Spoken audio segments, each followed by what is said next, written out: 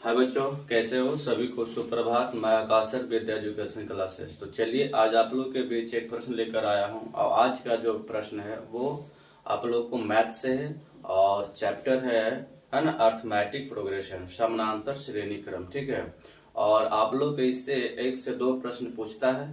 तो चलिए आज एक प्रश्न है जो आप लोग को बिहार बोर्ड 2023 में पूछा गया प्रश्न है। तो चलिए आज इसको हम लोग सोल्व करते हैं। ठीक है, तो आइए प्रश्न की ओर आते हैं। तो देखिए आज का प्रश्न है कि किसी एपी का 17वां पद उसके 10वें पद से 7 अधिक है तो सार अंतर ज्ञात करिए। अर्थमेटिक प्रोग्रेशन का मतलब होता है ना, कि इसमें टर्म दिया हुआ था, पद होता है, और वो पद जो होता है जिसका अंतर सभी पदों का अंतर समान हो तो उसी को हम लोग बोलते हैं समानांतर। ठीक है ना। तो चलिए सबसे पहले इसमें दिया हुआ 17वां पद है ना, और यहाँ दे ले 10वां पद। जब भी हम लोग लेंगे तो टीएन मानेंगे। क्या मानेंगे? टीएन, है ना। तो पद इसमें हम लोग देखिए 17वां पद है तो यहाँ पर T17 है ना, और T17 और यहाँ पर 10वां पद तो यहाँ पर लेंगे T10 और 10वां पद से 7 अधिक है। ठीक है ना, तो प्लस कितना हो जाएगा बाबू? 7 हो जाएगा। ये अब मेरा इस तरह से बन गया। अब देखिए यहाँ पर हमको फॉर्मूला रखना है। तो देखिए Tn बराबर फॉर्मूला होता है a plus n minus 1 into D होता है। ठीक है ना। Tn बराबर होता है a plus n minus 1 into d. A होता है जो प्रथम पद होता है और डी जो होता है सारवंतर डी होता है। ठीक है, अब देखिए यहाँ पर रखते हैं n के जगह पर कितना रखेंगे हम? 17, T17। तो अगर हम T17 का फॉर्मूला बनाना चाहें तो a प्लस n के जगह पर 17 माइनस 1 इंटू डी, इसको हल करेंगे तो a प्लस 17 में से गया 16 इंटू डी।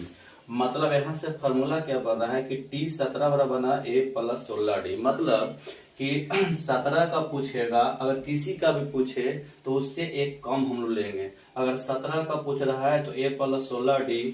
अगर हम T20 पूछेंगे हम तुमसे तो a प्लस 19d होगा। अगर T50 पूछेंगे तो a प्लस 49d होगा।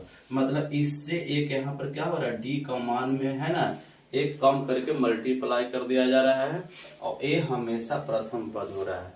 तो ये समझाने के लिए हम किए हैं, क्योंकि ऐसे तो हमको पता है लेकिन आप लोगों को समझा दें कैसे। यहाँ पर अगर लिख देते तो आप लोगों को समझ में नहीं आता है। तो देखिए T17 का जगह पर हम क्या लिखेंगे? a plus 16d, a plus 16d। अच्छा, अब T10 है तो T10 के जगह पर क्या लिखेंगे बाबू? तो देखिए हम क्या बोले कि 17 है तो यहाँ 16 हुआ, तो a तो सब में लगा हुआ है तो a लगा दिए।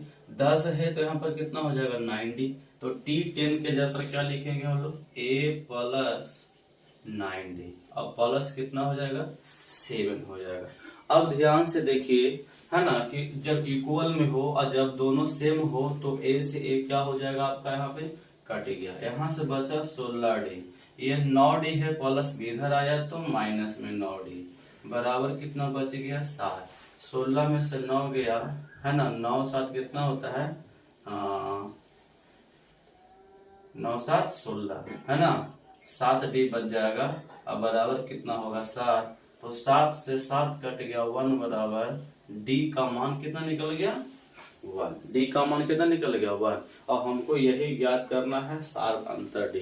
अगर इसमें बोलता है कि प्रथम पद a भी ज्ञात करने के लिए तो d का मान हम है ना यहाँ या यहाँ हम पुट किसी में भी कर देते तो a का मान निकल जाता। तो हमको d का मान, तो d का मान मेरा सार अंतर है। सार अंतर को हम d बोलते हैं, जिसका मान निकला है 1, और यही आपका क्या हो गया? आंसर। तो देखिए इतना छोटा प्रश्न है और ये 2 नंबर का प्रश्न आता है। ठीक है, तो अगर ये वीडियो आप लोग को अच्छा लगा तो इसको सब्सक्राइब, लाइक एंड शेयर करिए। धन्यवाद।